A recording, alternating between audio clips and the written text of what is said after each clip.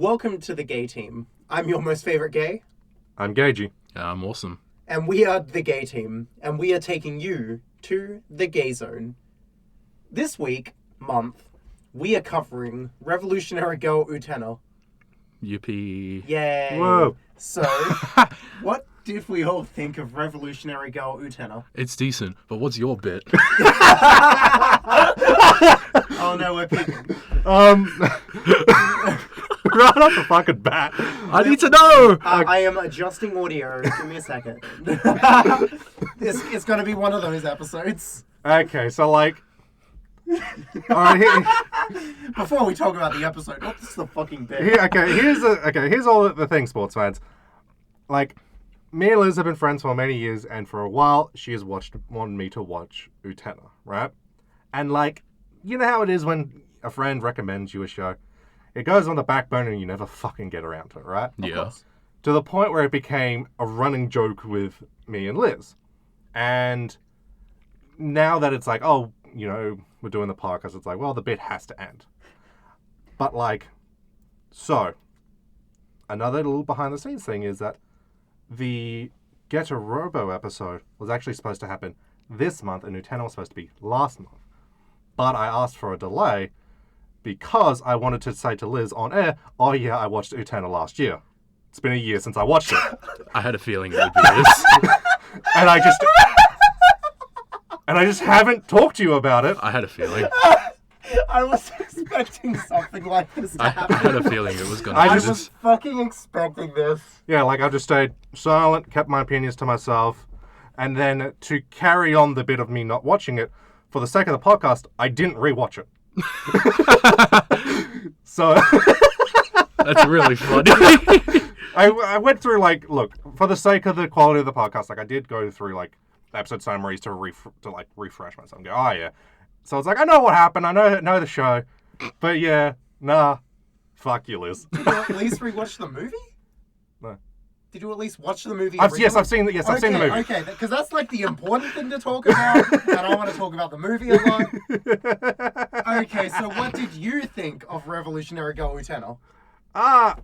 It was very fucking weird. Yeah. It was a lot more comedic than I was expecting. Yeah, Me too. people don't really expect it to be as like weird as it is. I'll talk about stylistic stuff later. Because like it's both surreal and like just off the fucking wall with some of its comedy bits.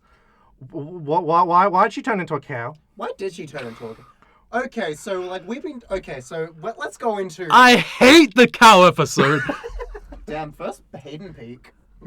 I tried with that one. Okay, so let's get into our summary now that this fucking bit is finally explained.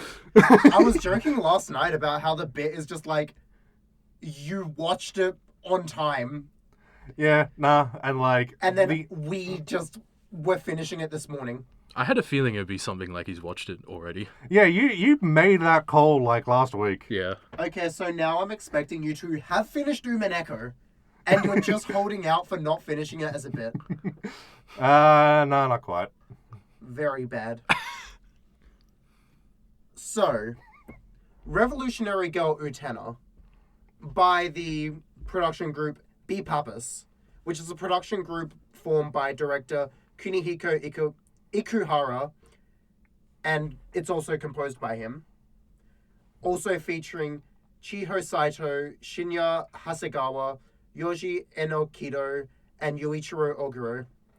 It was formed around 1996 to create Revolutionary Girl Utena, which was created because of this group of people leaving Toei Animation. The director Kunihiko Ikuhara left Toei because he wasn't really given much creative control for Sailor Moon. So he was like, I'm going to go and make my own Magical Girl series with like the weird shit that I wanted to put in Sailor Moon. I'm gonna do my own Magical Girl show with blackjack and hookers. Exactly. Yeah. So It would be a magical girl show. yes. Yeah. So Revolutionary Girl Utena I'm smart.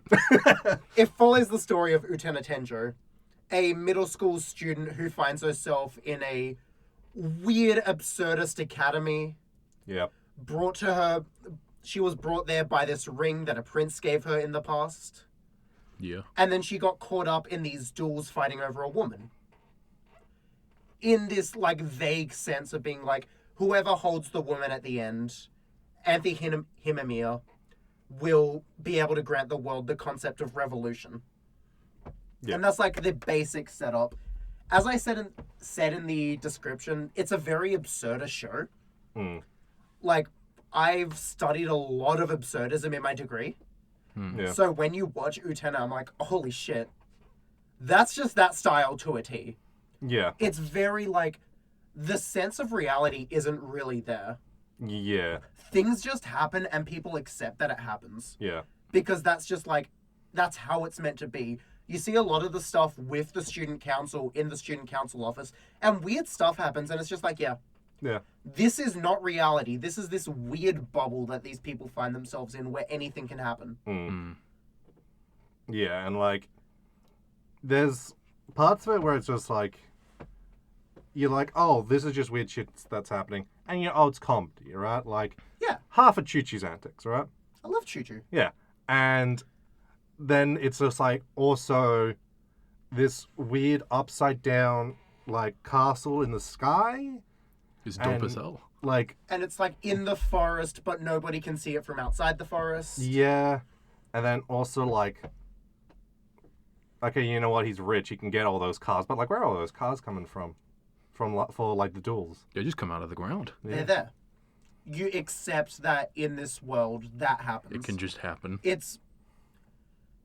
There's a lot of things to read in Utena, but let's go into, like, basic, like, vibes. You bring Choo Choo up, because I assume Choo Choo... I'm just going to say it now, Choo Choo was, like, your favorite character? Probably. But that's just like a comedic Okay, thing. I sent you a photo earlier today. Okay, I'll Hayden, can I get you to open up that photo? Before I open it up, I need you to know that I almost opened it when you Okay, sent so it. in 2022, no, 3? 2022, 2023, Mobile Suit Gundam The Witch from Mercury came out. And it's a well-known fact that it carries a lot from Utena. Do you know how much it carries a lot from Utena? How much? One of the head writers on Witch from Mercury worked on the Utena light novels as their first gig. Damn. So, in Witch from Mercury, there's a character named Choo Choo. I assume looks like... So, click how this character looks. Oh, it's that one. Yeah, I've seen this one she before. has the big hair puffs, like Choo Choo has big ears. Yeah. And she has the punch. Choo Choo The doesn't really punch? punch in the anime, but you know. Yeah. If Choo Choo punched, he would insta-win the duels. Choo Choo is like... I like Choo Choo a lot. Choo-Choo funny. He has the ability to fill himself with, I assume, helium or something, because he can float. Yeah, Choo Choo is just like a weird little guy. Mm. But I want to know, what did you guys think of the show as a whole? Because I have a lot to say, but let's get into like philosophy Okay. talk later. Like, as I was going through with it, I'm like, I have never thought to pin this down or thought to, think about this. This is one of the most Liz shows I've ever fucking seen. So did you understand me better after watching it? A little bit, and also, like, okay, another little peek behind the curtain. I'm starting to get, like, a little bit concerned, because I'm sure we're going to go into detail about this later. But, like, so there's this show, which, the final villain, his scumbaggery. Yeah. And the fact that, like, when we first met, you were also talking a lot about how much you liked Devilman Lady. I'm just like, fuck's sake, Liz. I like horrible men. Like, you like your gay stuff, and I appreciate that for you. No, I've got to say. I have like two types of favorite characters. It's like gay characters and horrible men. I'm like fascinated by horrible men in media. Yeah. It's like when we eventually do House and Fata Morgana, you're going to see my love for a deplorable Italian man in that fucking visual novel. Yeah. Sure. But, yeah, like... Yeah, so it's just like there's a few things in the back of my head. I'm just like... I If also I- had if I- the thing if this is a Liz show. Yeah, this is a Liz show. If I had $1 Fuck, I'm getting called out. for every time, like, Liz has talked a lot about something with these elements, I'd have like $2-3, which like, what the fuck? And if I had $1 for every time it didn't, I'd be broke. But yes, no, like, it is a good show. There are some fucking off-the-walls things and some parts that made me frustrated, but I think that might be the point. The Nanami episodes being always after important episodes is definitely the point. No, okay, no. Here's the thing. I'm not hating. I'm fine with the Nanami episodes. I'm fine with the Nanami Goes to India episode. Every other Nanami episode I wish didn't exist. Because, like, the Nanami lays an egg, Nanami becomes a cow, Nanami reflects on everything Nanami does episode. Those are always after really important episodes. Painful. Because it's there to be like to the audience, hey, you want to see a continuation of this moment? Fuck you. Wait another week. Yeah, imagine how bad it would feel in 1996 to be like, ooh, time for my new Utena episode after episode 9. What happened in 9 again? That's the one where Saionji attacks them. And then he gets expelled. Ah, yeah. Yeah. And then I'm pretty sure what follows that is a Nanami episode. I'm at least braced for each Nanami episode because it happens like in the episode preview. Because I watched all of those. Because Yeah. at least it's like, okay, this episode preview is all Nanami. The next episode is gonna suck. Like, I'm surprised you're this much of a hater for it. I mean, as... It's like, I wouldn't care that much, but it's just like, God, I want to see cool stuff, not this woman. So let me get my notes up, because I actually do have a note about Nanami. Yeah. I All the notes that I wrote are very honed in on one specific thing. Yeah, because, like, when the creator was originally conceptualizing Utena, he was picturing it as more like a traditional shoujo series, which slowly got brought into the avant-garde surrealist tone. And it's like, when you look at a design like Nanami, Nanami looks like your traditional shoujo protagonist. And she acts like a traditional shoujo character. Yeah. And it's like, she's there as a leftover of, like, what the series was. She's there to be like, no, we are going away from this kind of style. Yeah. Which is probably why in the movie she wasn't there. And Choo-Choo wasn't there. Unfortunately. She wasn't in the movie? He was there for one scene. Yeah, I was gonna say. Yeah, he had a cameo, but like... And the Nanami cow was in the movie. Okay, I'm gonna bring this up, like, very briefly. They played the tape, and I saw an outline of a cow, and I was like, no, no, not again. I thought I was free. To be fair, that tape was there to be like, oh, here's the missing characters. Yeah, it's for hee hee hoo hoo. Here's the like harmonizing brothers. Yeah. Here's the joke. Yeah. Yeah, here's the joke, because it leads into this really serious scene. Yeah. Yeah. I don't want to talk about the movie yet, because I have later. a lot to say about the movie. Yeah. But yeah, continue. Yeah, so like... Yeah. I will say though, like the kind of middle section, Like the Black Rose arc? the Black Rose arc, feels kind of weird and out of place, and I wouldn't be surprised if that's a kind of holdover from like, if they kind of started, they hit the ground running, and then they're like, oh yeah, this is going to be like a magical girl show, so we have multiple villains throughout multiple seasons. We have someone new who's bringing in our new monster of the week. Yeah. And it's like, cool, that's that. But like, it's very out of place, and then like, oh, we're introducing something that you've never seen before, like a building you've never seen before, lore you've never heard of before, characters you've never seen before, and then at the end, oh, guess what? It wasn't real, or some shit like that. It just stopped being real. Yeah, it's like... Which is the part of the absurdist tone. You have to accept that this thing was real. It no longer is real. Because in this dreamlike fairy tale state, things can just not exist. Yeah, and so it's just like, that felt very weird, and it's just like, correct me if I'm wrong, but if you literally took out all of those episodes, would nothing be missing? No, because you meet Akio. Fair. Sure, okay, yeah, no, that is when he gets introduced. Yeah, because that arc has a lot of Akio character stuff. Yeah. It's The Black Rose stuff is interesting because it's definitely some of the most visually striking parts of the anime. Yeah. The flipping room with nothing but the tank of water and the black rose in it. Yeah. That looks sick. And then the confessional. The like fucking elevator ride to hell. Yeah. I love how that confessional is set up because it's like, oh, you're in a confessional. You're in a place where you're like, Yeah. I'm revealing my sins. But then it's going down. And it's like, oh, you're digging deeper and deeper Yeah, you into your sink deeper insecurities. into it. And I'm like, that's a really cool visual. You're digging deeper into your insecurities as this man is bringing you into hell. Yeah. And then it's like that one episode where it was Utena's friend, that guy. And then it was like, he goes into the confessional with like 2 minutes left. And I was just like, oh, is this going to be a two-parter? And then he just digs deeper and deeper and deeper. And then the guy at the bottom is like, get out of here. You're a good person. I was like, oh, that's a cool subversion of like what they've been setting up. Yeah.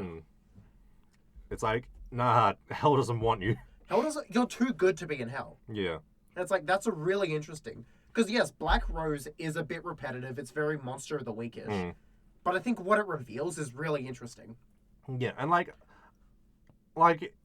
if that was like its own standalone season, like that'd be fun. Like it's still solid episodes, and like I'm not gonna talk shit about Monster of the Week. I watch Sentai, I watch Kamen Rider. I love that shit. Give me more. But yeah, it's just jarring because like everything else feels a lot more Connected and building towards this small cast of characters. Yeah. And then Black Rose, which is just like, We're expanding that. meh.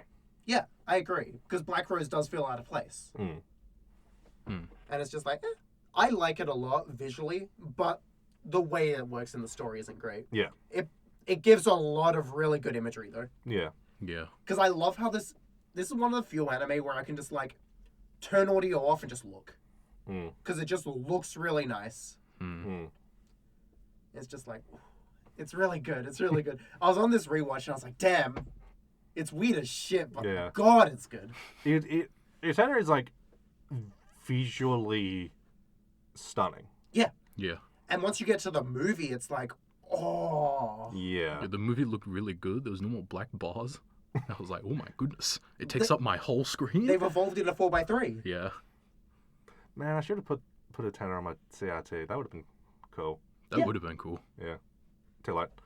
I need to know, other than Choo Choo, obviously, who's everyone's favorite character? I feel boring for saying Utena, but I do really like Utena. Yeah, I was going to say Utena too. Although I will say, if Akio didn't do a bunch of bad things, he would probably be the coolest character. My favorite character is Toga. Yeah. You have said this. Yeah, I really like Toga. I'm sorry. I'm sorry, I know, I like horrible men. I just really like Toga, because it's just Toga's the red one, right? Yeah, red one. He's the red one. I like how he is a different view of what Akio's abuse could do to someone. Where it's like, we see it through the context of Anthe a lot, where she is like compartmentalizing herself into this concept of like, her true self is always hidden within her. Yeah. Where Toga takes Akio's abuse and brings it outwards and treats other people the way that he was treated. Yeah. And like, I do like Toga's kind of him at the end kind of going, nah, I should run this back. Like, I shouldn't be doing this. He's reflecting. Like, he's reflecting. He's trying to redeem himself. He's trying to change. And like, oh yeah, that's cool. Like, I do fuck with that. But like, yeah, nah. I mean, Nintendo's just fun. He has some really funny moments near the start of the series.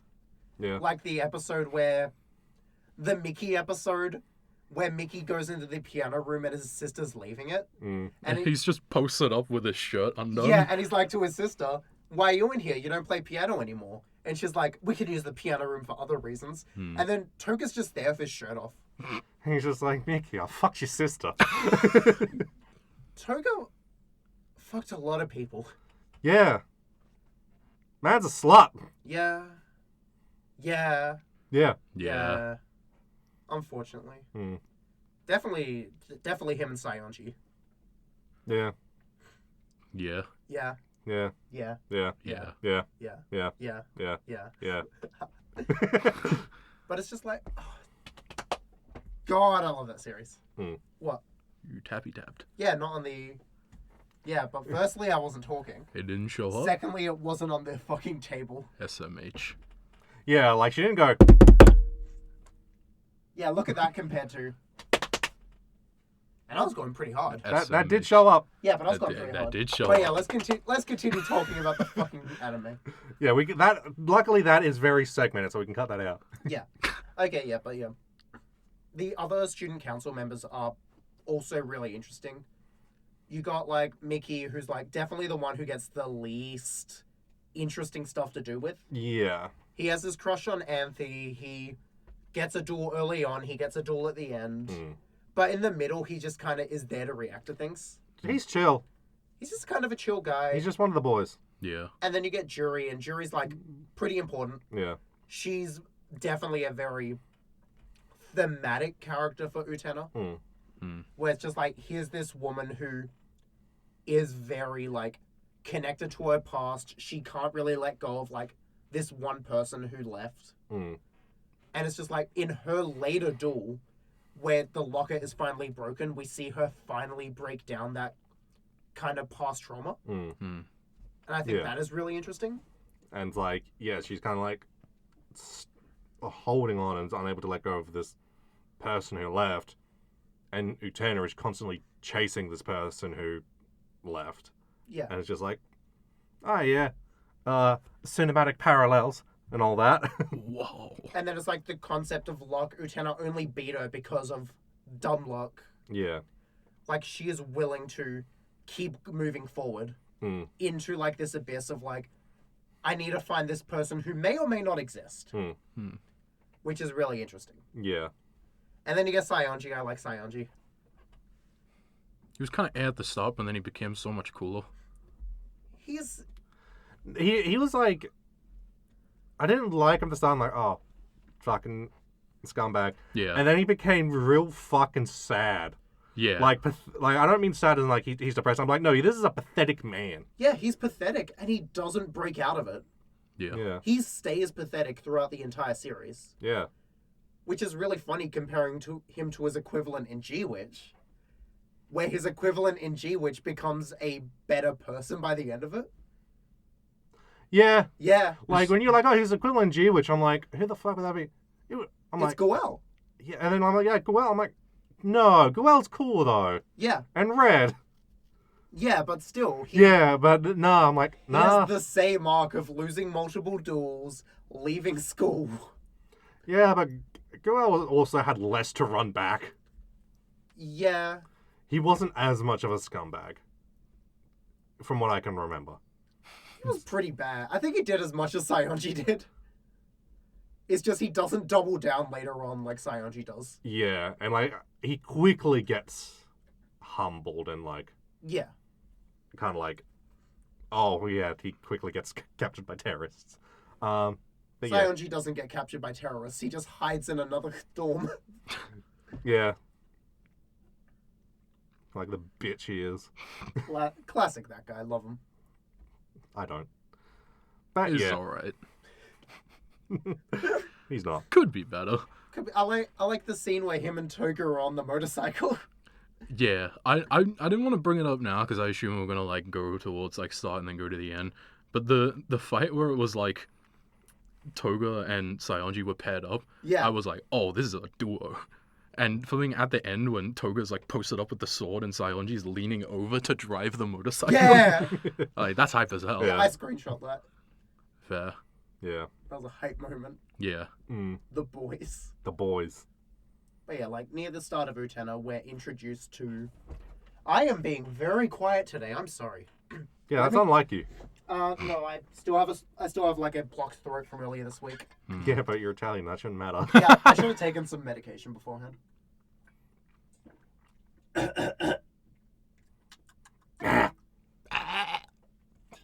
Shit, that's gonna get cut out. Okay, I think my throat's better. Okay, yeah. So like near the start of Utena, we are introduced to Utena and Anthe. And it's like Anthe is this really interesting character because she's not much of a character. Yeah. We get a character as it goes on, but it's like she's such a mystery for so much of the series. She's not a character, like, basically almost until the end, and that's the point. But Yeah. then once you find out her character, you go back and you're like, oh, that's the point. Yeah. Because it's like, I'm not... Even without going back, like, my first watch, I'm like, oh, she's clearly, like, either repressing some shit or, like, she's some form of fucking doll or something like that, because this is not a human being. And it's like, no, she's just repressed. Yeah. She's so big time repressed. Where it's like, she's... The bit where Utena loses to Toga and she's like, no, I was lying about wanting to be free from the cycle of the Rose Bride. And it's like, is that the truth, or is that Toga imparting his will onto her? Yeah. But then it's like, we go back to, is that Utena kind of against her will, imparting her will onto Anthe? Yeah. Yeah. Like, is she actually is she actually becoming more rebellious and free because that's who she is, or is that because that's who you want her to be, and so she's doing that for you? Yeah, and that's the conversation a lot of the series is having. Yeah. And even by the end, it's like, it's not really clear. Yeah. We're meant to come to like this interpretation that she is bottling up a lot of her true self. Yeah. But it's like, they use the imagery of like cages a lot. Always around Anthe. It's like, yes, she is very much trapped in this situation. She's trapped in this school. She's trapped in this weird bubble of unreality that she can't really escape from. Yeah. And it's like, that's really interesting. Yeah. And then it's like the concept of the Rose Bride passing this woman around amongst all these people who don't see her as a person. They see her as a prize to be won. Yeah. And that's really interesting. And she has to go through all this because of her original sin. Her original sin, which isn't really clear how literal it is. Yeah. And it's really good. Sorry, I'm really excited to talk about it. I've been holding this in. Fair. Yeah. No, we can tell. We've been able to tell for like weeks now. Sorry, I've been really excited. But it's just like, she's such an interesting character, because I assume you two would have watched the series and be like, what's really the point of this? You watched G-Witch, so you saw the equivalent be a lot of a character Yeah. who does do a lot and is very much active in trying to break free from the cycle. Yeah. And like, I don't know if that's what made me think this, or maybe, I don't know. I've got some level of media literacy.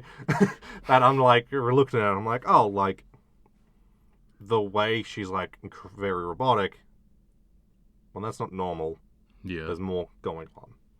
You know, like, because of the state of unreality, oh, she might be a fucking homunculus. I don't know. Yeah. But something's going on. This is something to be investigated. Because there was also teleportation, question mark? There always is teleportation. Yeah. One thing I do find really interesting about Utena, once you bring up the sense of unreality, is that it gives me a lot of vibes that the end of Umineko gives to me, that I won't get into, but it gives me a lot of similar vibes. Okay. Sure. Yeah, I'll have like, to take your word on it. You two need to finish it. Oh, Maybe. look at me, I'm Liz. I'm going to reference something you two haven't seen, and I don't want to spoil for you. That's the point of reference I'm going to pull from, not anything else. That. I wanted to bring up Umineko Gamer. SMH. You already have. Umineko, very good and very similar tonally. Definitely in like the stuff you've read as well. Where it's like a lot of... There's a very similar sense of unreality in Umineko. Yeah. And not understanding the reality of stuff. Yeah. Even where you two are at. Yeah. Yeah. But no, yeah, it's interesting. It really is interesting. Yeah. And like, okay, I really want to talk about this. The fuck's going on with the Greek chorus? Oh, the Greek chorus? Greek chorus? Okay, I'm using Yeah, Greek like chorus. the girls... Like, Greek chorus is like a kind of thematic like term of like from like back in the day in ancient Greece, there would be like I think it was like singers in the like kind of in front of the stage, kind of recapping or narrating or going, oh, this with this happening, what's going to happen with this, and basically kind of explaining the story as it goes along.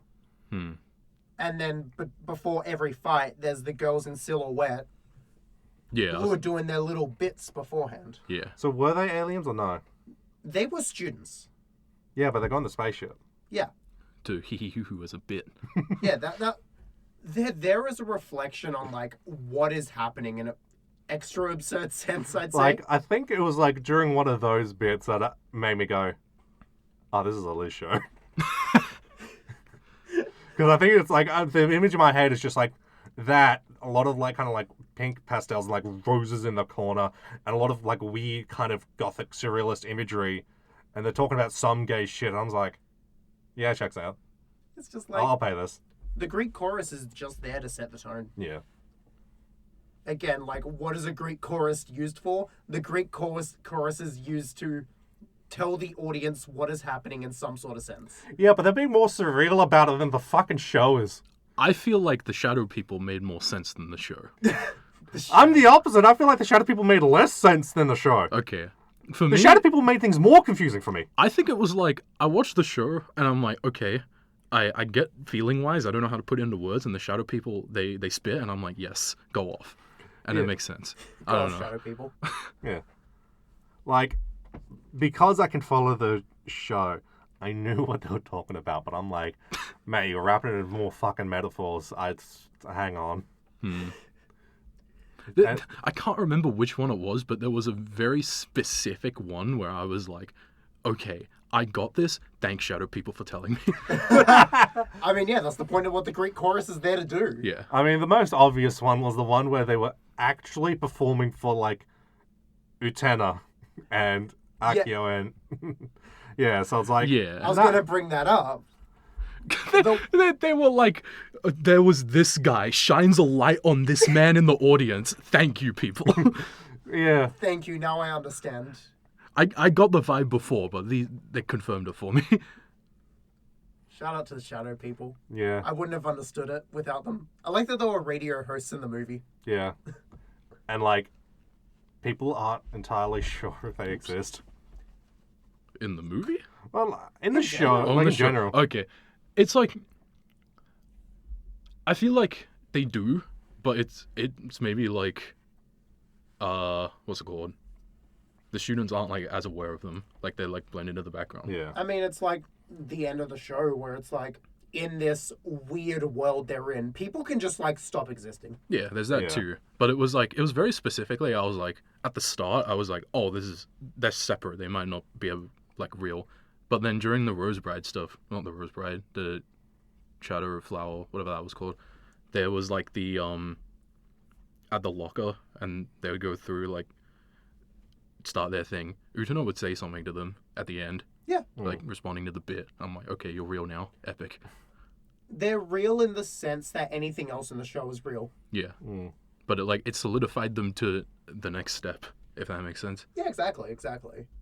And then it's like we get to that point where they perform the history of the Rose Bride to those three, and it's like, And, like, I wonder, because it's very surreal, it's just like, well, based on their reactions, that's not what they saw.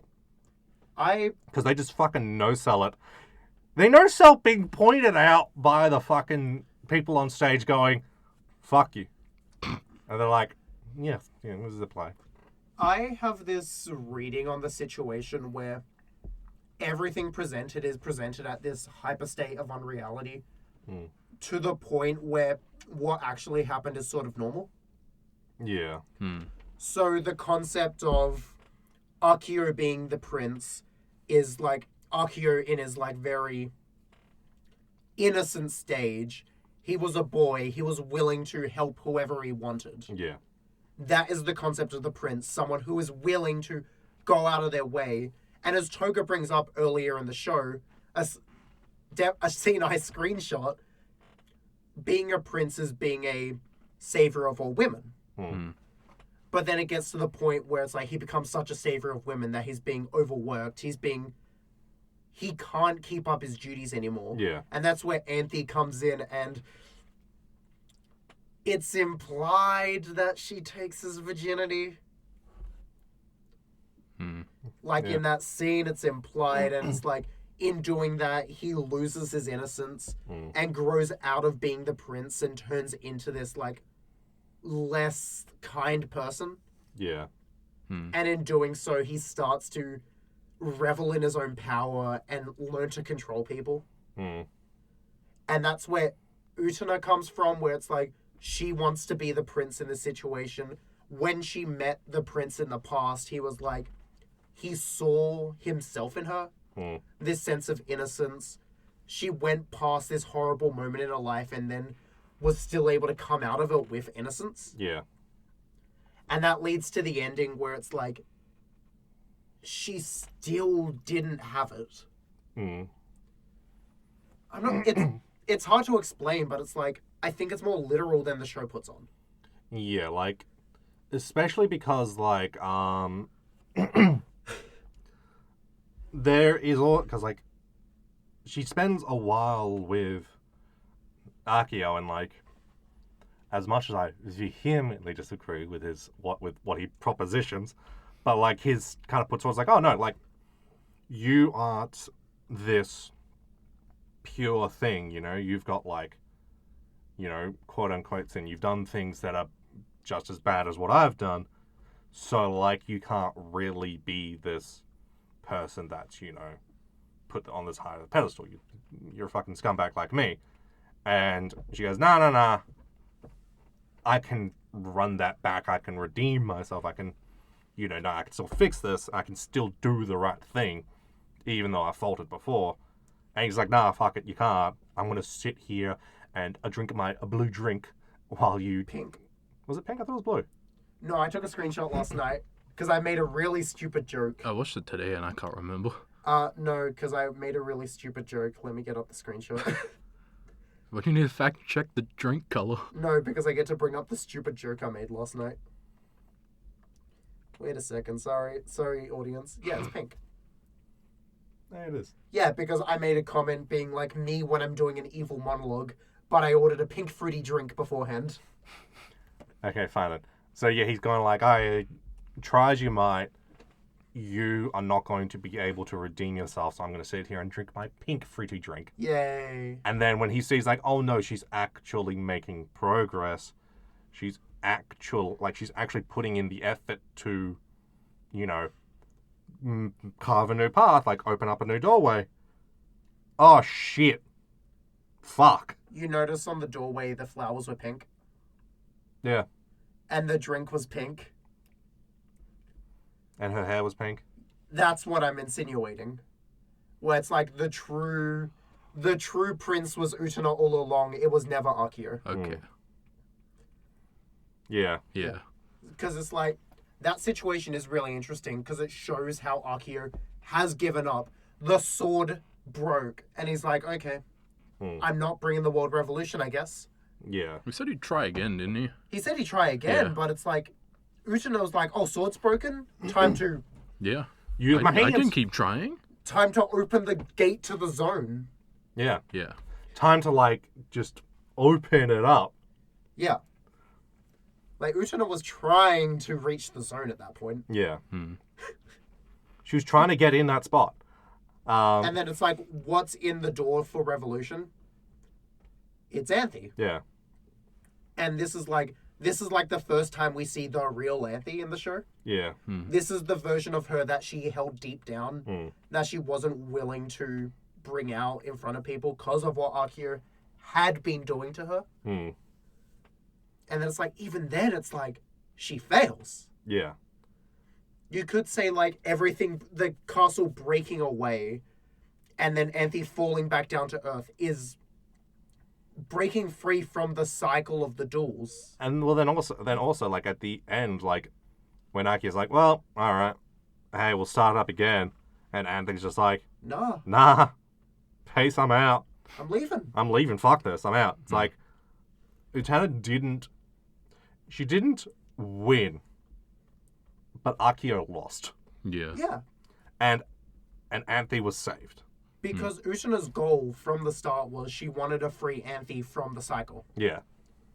And then it's very much like she did do that. It's just she wasn't able to do it with her, which leads into the movie. She wasn't able to bring upon the world revolution, but she was able to revolutionize Anthe, which could lead, and since that she was the vessel to revolutionize the world in a very subtle way, she kind of did. Yeah.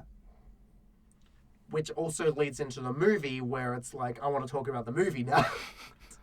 Do we want to talk about Akio first? Oh, yeah, we should really talk about the final arc. Yeah, We should talk about the villain. Yeah, sorry, I really want to talk about the movie, but let's talk about the final arc first, because the final arc is really important. Yeah.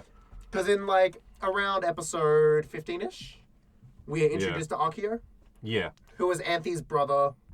He's, like, the chairman of the school. He seems like a pretty cool guy at the start. Yeah. It's like, oh, look, he's engaged with the daughter of the principal, or the actual chairman of the school. Yeah. But Yeah. he's the acting chairman. Yeah. He likes stars, and he's like, oh, what a cool and, like, respectable guy. Yeah. He seems to be, like, in his early 30s, I'd say.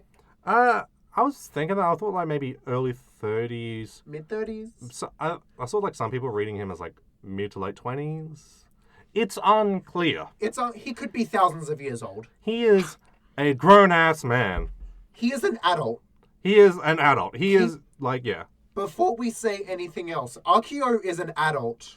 Yeah, he is at least 25. And then at the end of the first episode where we meet Akio... So, Akio, I hear you like him young.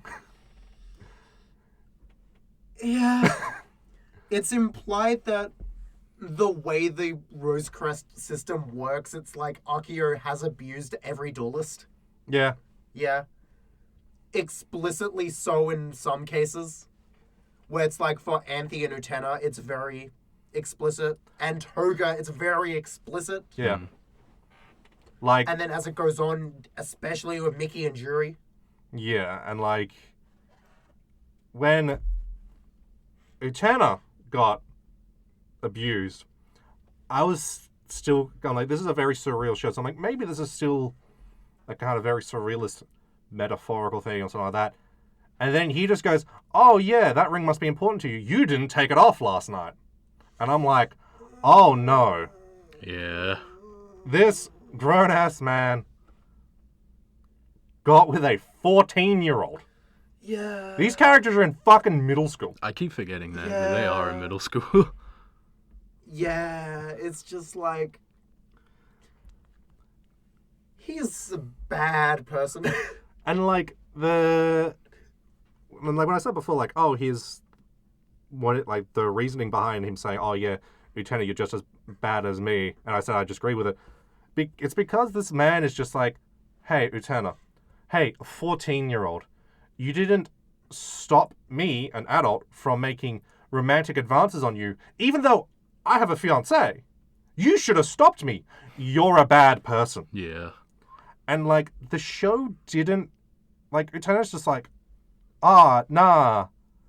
But like doesn't seem to make any real effort to go the show didn't make any real effort to say that's an insane proposition to make. I think the writers give the audience enough faith to be like, we disagree with this guy.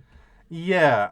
But You see this guy that we put a sign on that says, this is a bad man? yeah, like, This is a bad man who is wrong. yes, the villain can do bad things, and you don't need to go, explicitly say, oh yeah, we disagree with the villain, because, well, they're the villain, that's the kind of point. But it also ties into one of those things where, like, so Liz, you're more familiar with, like, shoujo series, right? Uh-huh. This is, like, the third one I've read, or, like, experienced. All of them have, like, problematic relationships. Yeah. Like, there was one that I read called Moe Kare, where it's like, oh, the love interest who, like, wins, he's introduced by saving the main girl from some thugs, Yeah. and then sticking his tongue down her throat and sucking on her tongue as well. And that's the guy who wins, right? Oh, yeah. And then, like, Sailor Moon, Yeah. 14-year-old and 18-year-old. It's like, Cardcaptor Sakura. oh yeah, that as well. I forgot about that. Yeah. So, forgive me when I go, Okay. Hey, like people who make shoujo like stories. Are you doing all right? I think they're doing alright. What like, where do you like, what are you like disagreeing with? Like, what do you feel not the need to not verbally say you disagree with, and what do you like? Go, nah, this is chill, because it's unclear, mate. I mean, yeah, but especially in Utena, it's like, this age gap, not good. Yeah, it's like, It's definitely a criticism of it, yeah, where it's very much, oh, this is a teacher-student dynamic, kind of. Definitely principal student. man in power, woman not in power. She's not a woman. She's a child. Child not in power. Age gap big. Yeah. Yeah.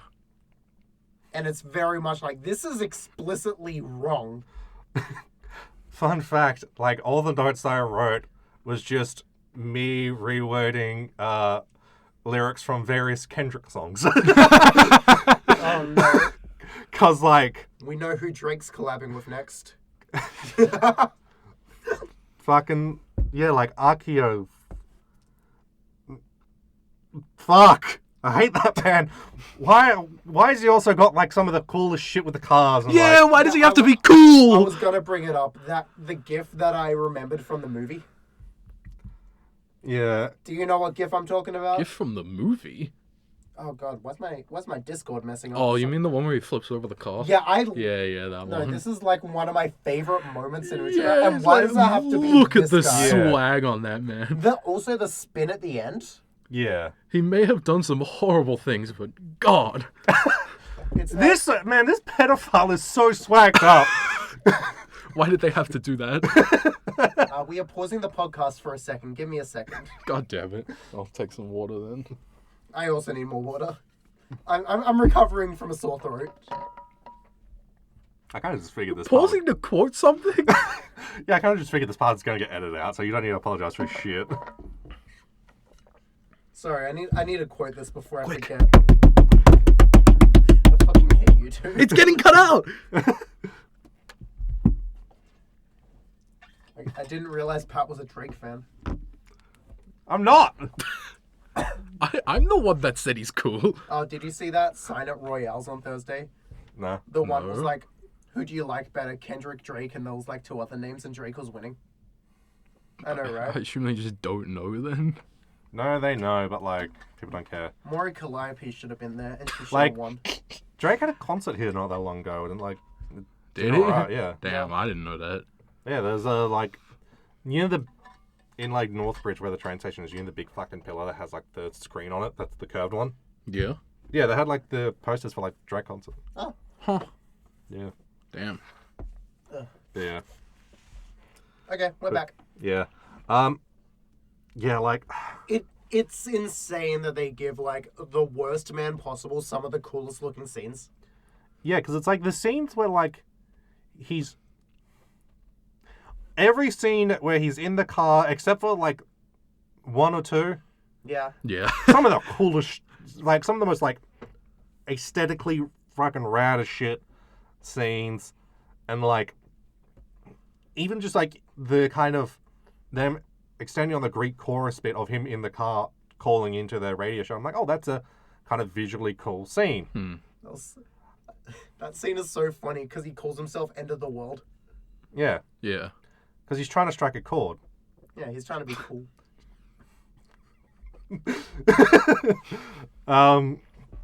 But yeah, so I mean, even the setup to the car scenes with Toga coming up to them and he's like, "Can you hear the sound?" And they're like, "What do you mean?" And then the revving starts. Yeah. Yeah. I'm like, that's really sick. yeah, And then the car busts through something a car probably shouldn't be able to go through. yeah, and then, like, the car's then being featured in the duel, and it's just like, oh, the, like, love interest or, like, whatever is just in the car that's just driving along the Yeah. fucking walls. And then there was the one duel specifically. I think it was Miki's duel with his sister, where Anthony was also in the car. yeah, Everyone wants to be in the car. I want to be in the car.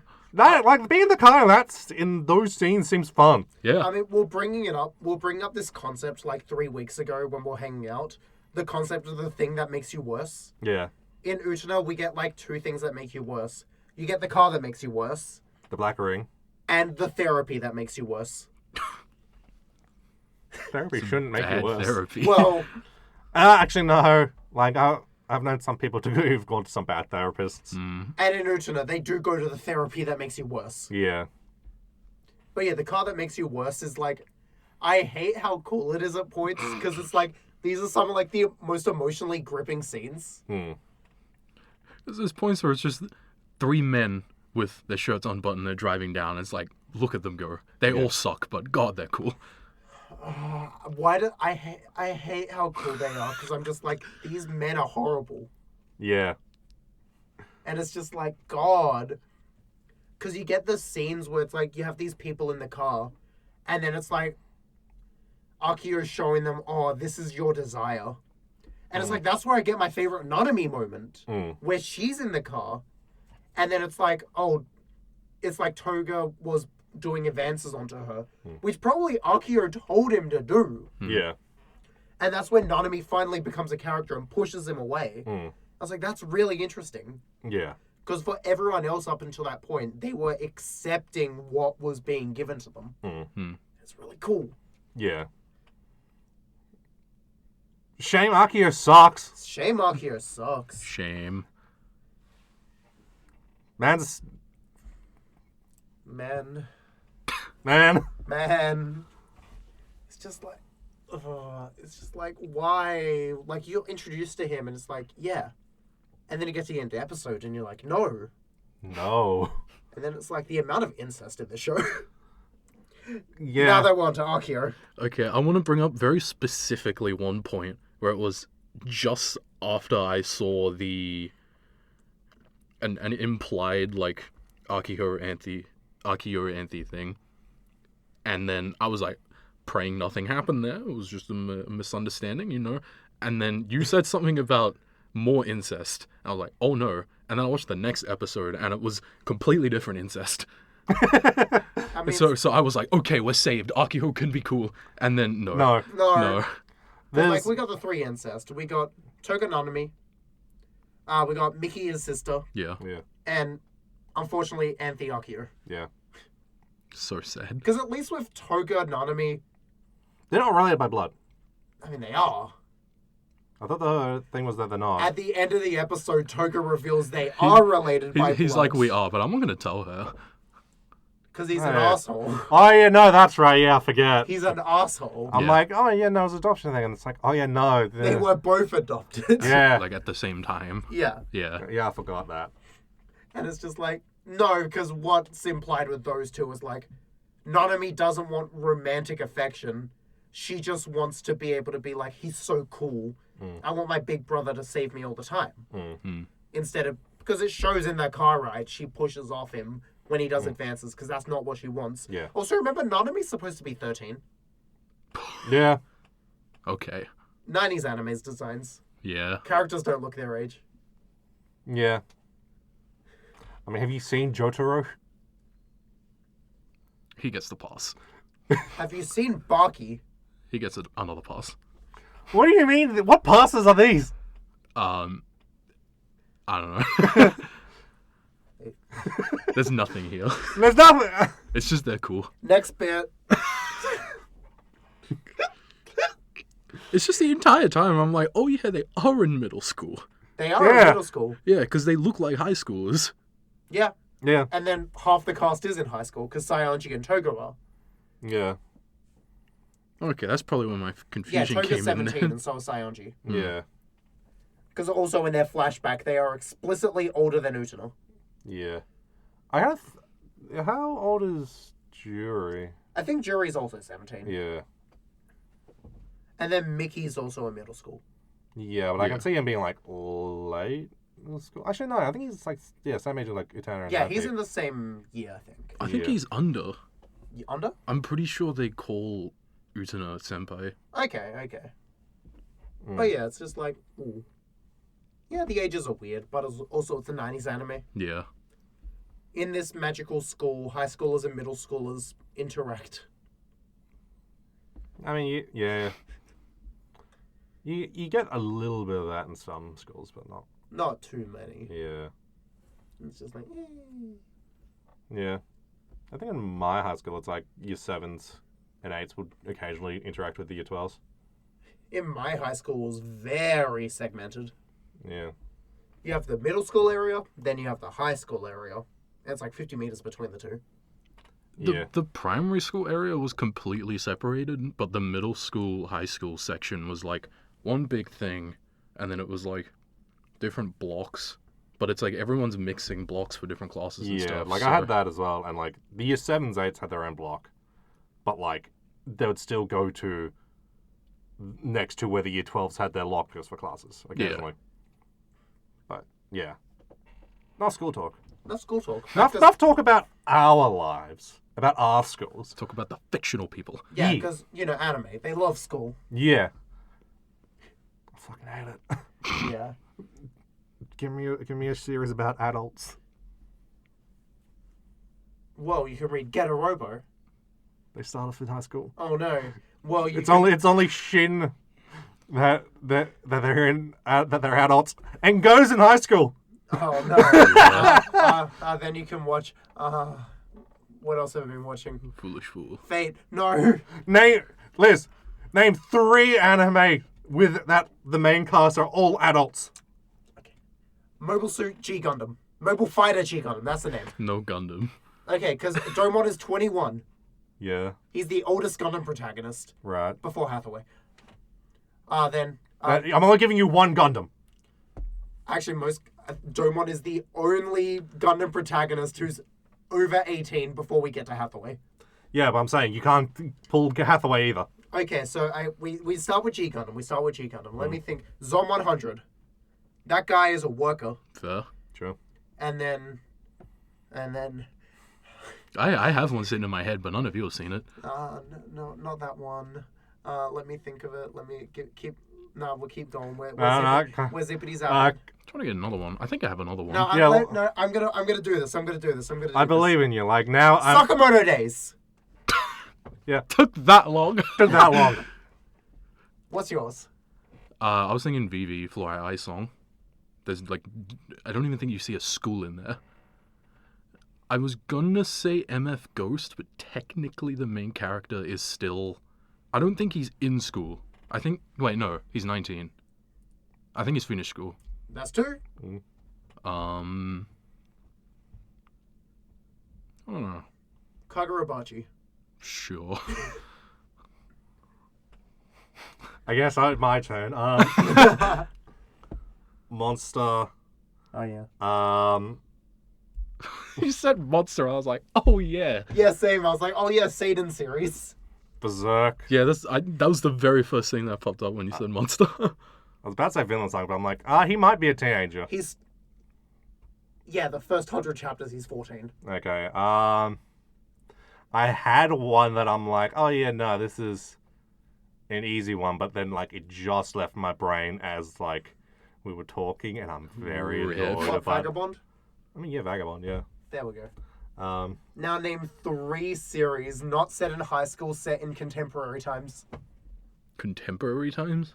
Like current? Yeah. I mean, Monster was current. Yeah, So Monster counts. Like Berserk and Vagabond, nah. I can't do like just 20 years in the future?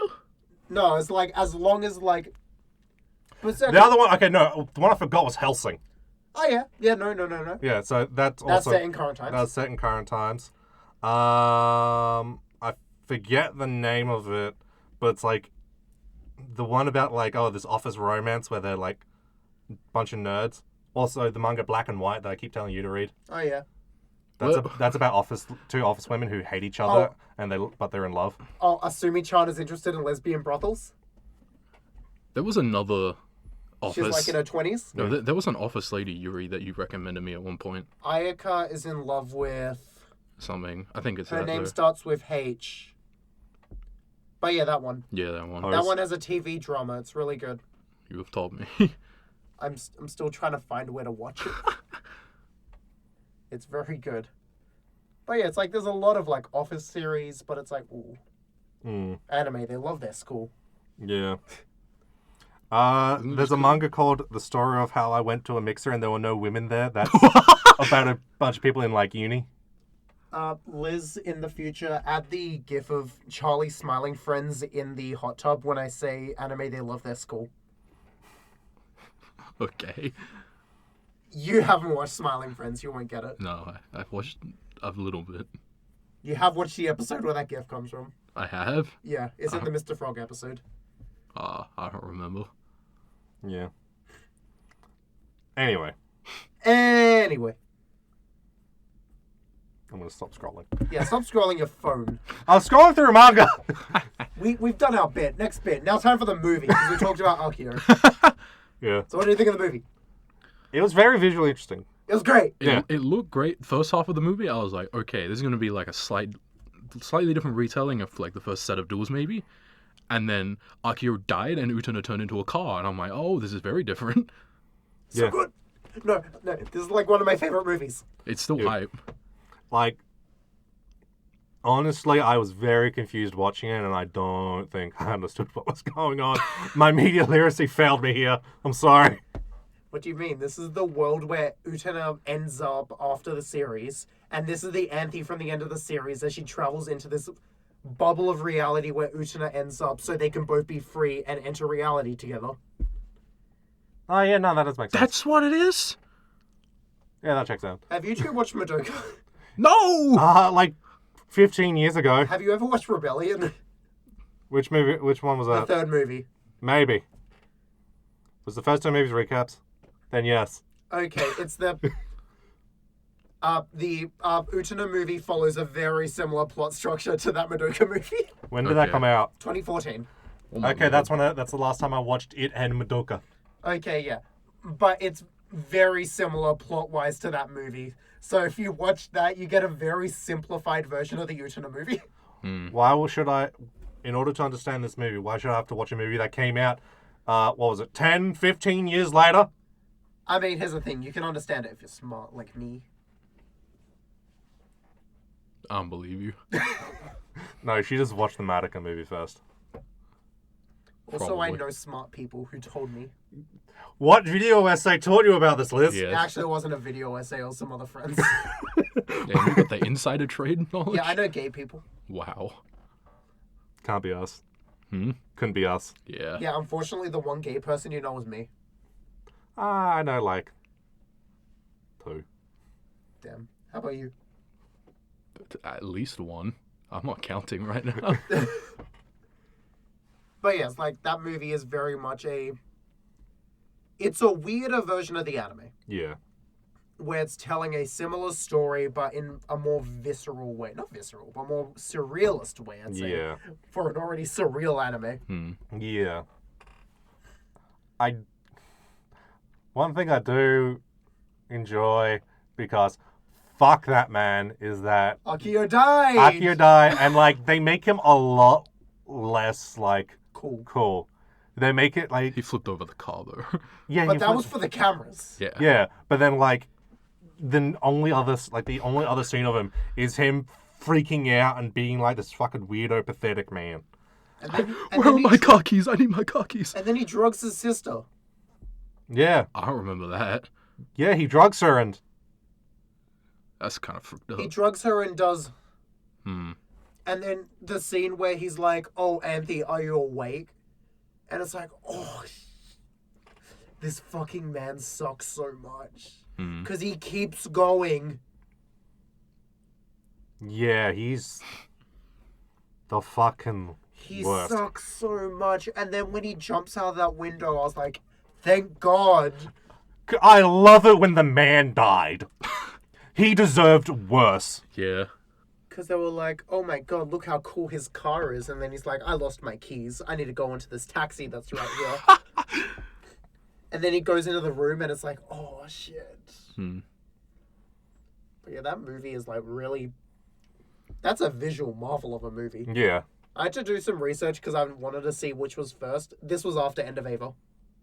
Okay. 2 years after. Because it gives me a lot of visual similarities. Yeah.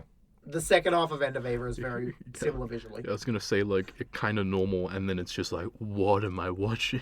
Yeah, because I was bringing up as we were walking in that there was a reason why Utena becomes a car. Yeah, why did she become a car? The director said he wanted to see a woman become a car. Cool. Sure. He did it. He thought it was cool. Okay then. Yeah, he said in interviews, yeah, that was pretty cool. I want to do it. Didn't want to turn a woman into a car. Yeah. Man loves his Transformers, I guess. And then you could also say, thematically, this is Anthe breaking free from the shackles of her brother. And Utena is what is getting her out. Yeah.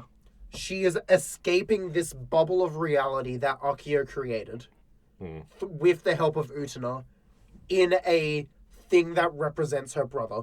Because leading up to this point, Akio was represented with cars. He's a car man. Yeah. He fucking loves cars. I did like the line as Utena and Anthe were driving away and the other girl became a car. And then Anthe's like, why are you a car? And she's like, why does it matter? Everyone could become a car. Yeah. Yeah. It's like, what do cars represent? Cars represent freedom. She was breaking free from these shackles. Yeah. Yeah. Also, the movie has multiple kisses, and that's pretty based. Yeah. First 10 minutes is a kiss, and I was like, yeah. I don't think I remember.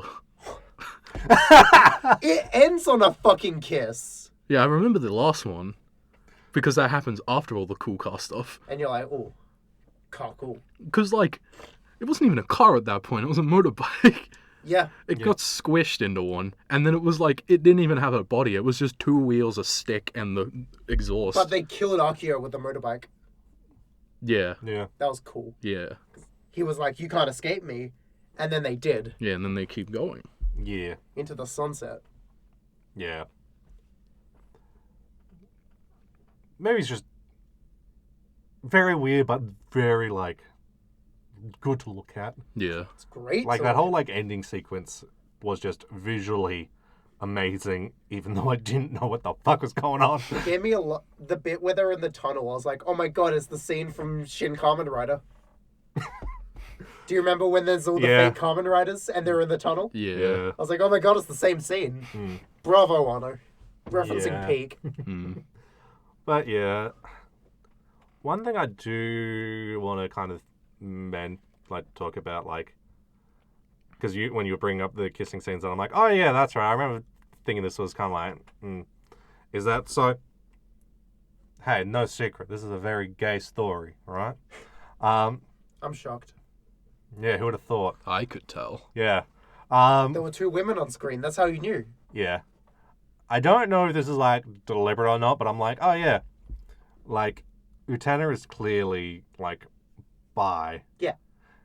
But all of her, like, straight, like, romantic interests are just fucked up. They're horrible. And the only, like, good romantic interest she has is the lesbian one. And I'm like, all right. To be fair, in the third to last episode, where she's hanging out with Mickey and Juri, they're both like, oh, we're into you now. So she at least has Mickey. Yeah, but, like, still. Like, Mickey is never presented as a serious option. No. But it's also like, okay, at least there's a decent guy. The one good man. The 13-year-old. Yeah. And, like, I don't want this to be a thing of, like, oh, why is there, like, no good, straight relationships? It's more Think of of the straight people. Yeah, no, it's not that. It's more of me going, okay, well, yeah, I know you want this to be a lesbian thing. But, like, I'm like, oh, yeah. Look, as a bi man, I just have certain feelings about it. I'm sorry. I'm sorry that all the men are horrible except the one 13-year-old. Yeah, I don't. The other fencing guy is also horrible. The, like, 10-year-old, he's cool. Actually, no. The 10-year-old, I fucking forgot about the 10-year-old. Yeah. Yeah, Nanami's a little goon. Yeah. Which is funny, because Nanami treats him like Toga treats her. Oh, I wonder why. I wonder why. Generational trauma.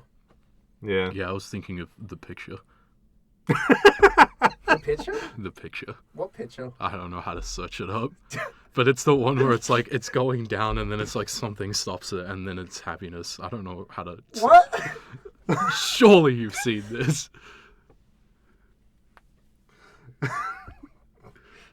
It's show me. What the fuck? Here, it's not fucking law. Okay, here's one from LinkedIn. That one? Kind of. That one. Yeah, Yeah. but they put something stupid there. Okay, so we do Toga to Nanami, Nanami to 10-year-old, 10-year-old to Choo Choo. Yeah, I was literally thinking that. Break the cycle. What's littler than a 10-year-old? Choo Choo. Choo Choo was like such. I love him. Where's Jar Jar in this? Because read the text. Now this is card racing. Yeah, Real. Yeah. like something like that. Have you not seen that before? I have seen that, but the way you described it was really bad. Yeah. Okay. Well, Pat got it, so Yeah, he's a real so one. I think it's just a you. Yeah. Anyway, yeah. I was thinking about the movie. The movie's so good. Yeah. I just like how the school is designed in the movie. Mm. It's just Very like things are moving constantly. it's more abstract. Yeah. In general, it's a more abstract series than it's a more abstract movie than the series. Yeah. Things are weirder. People accept it. Yeah. And like, it is very much like blurring that line of like, okay, how much of this is literal and how much of this is metaphorical and how much of this is just there for the sake of being there.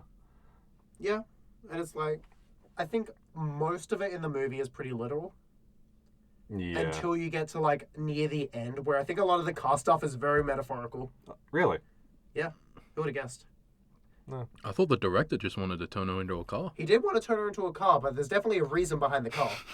Yeah, okay, look, you can be like, oh, this thing's cool. Yeah. And then go, okay, I'm going to have meaning behind it. Though. Yeah. Yeah, it's like, as I said earlier, the car is a representation of breaking free. Yeah. Do you want us to have the conversation again? No. No. I can't remember the exact point, but it was like you were talking about the whole like it's Utena going out with Anthe.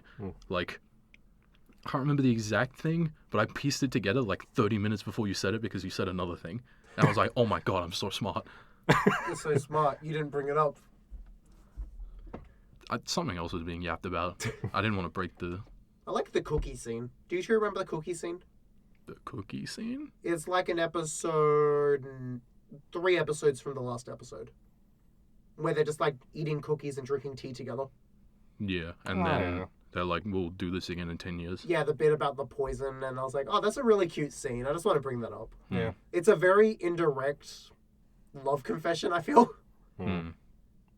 It's cute. I like it. Yeah. Yeah. It's like one of the few moments near the end where they're like away from Akio. Mm. Yeah. Fuck Akio. Fuck Akio. I'm watching this series and genuinely shaking my head every time Akio shows up. Just so the CIA agent watching me knows I disagree with him. I was just sitting there seething. I was like, fuck this, This man sucks so much. He is the worst. Anyway, so when Nanami goes to India, right?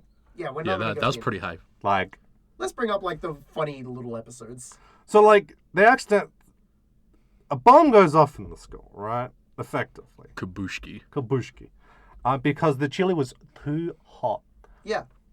and then it's like, oh, we must go to India to remedy this because it was so devastating. A body swap, right? And hee ha ha body swap episode. Yeah. Mm. And it's like, okay, so Nanami's doing all this perilous, journey through India because, they ran out of the, chili powder and it's only made in this one place in India, so she needs to do the journey. And then Utena and Andy just having fucking body swap shenanigans. And for some reason, Nanami keeps getting chased by this one pack of elephants. It's Yeah. really funny. Because at first it's normal, and then the elephant falls off the cliff, and then the 3 elephants are surfing. Yeah. I'm like, you go elephants. You got this. Yeah. Get her us. Yeah. Yeah, so she does all that. She comes back. She's tanned now. Yeah, because she was in India. Yeah. It's very hot there. For Yeah. like a day. Yeah. And then, She's bringing the powder back so that way, maybe we can undo this. Choo choo, in all of his wisdom. He's eating a banana. He's eating a banana, and he throws the banana peel on the step. Banana he trips and falls, and all the spice goes. And it takes 9,000 years to make. And that was the last of it. And they're like, oh no, what are we going to do? And then it's like, oh, turns out it wasn't the spice that did this. We didn't even use it in the first place. Yeah. And these shit. Woman can't cook! Who would have thought? Oh no, this was a mic. That's your fault. Woman can't cook. I love when woman can't cook. It's Woman just, can't cook. Fucking funniest shit I've ever heard. Okay, like, I love this show, but I'm so sorry. I fucking hate woman can't cook. it was just the A lot of episode. these bits are just like, woman can't cook. The episode was genuinely funny, and then it ended on "Woman Can't Cook," and I was like, "They had this bit back in the '90s." I They've think had that bit for fucking yonks, mate. the bit's been there since the 70s. I feel like the earliest I've seen it is like 2000s. I mean, yeah, it was pretty big in the 2000s. 'cause Yeah, we but got how much- a lot of slice of life. Yeah, but how Yeah. much 80s anime have you watched? None, which Yeah. is why. Yeah, which is why you don't know that woman can't cook. Yeah. Yeah.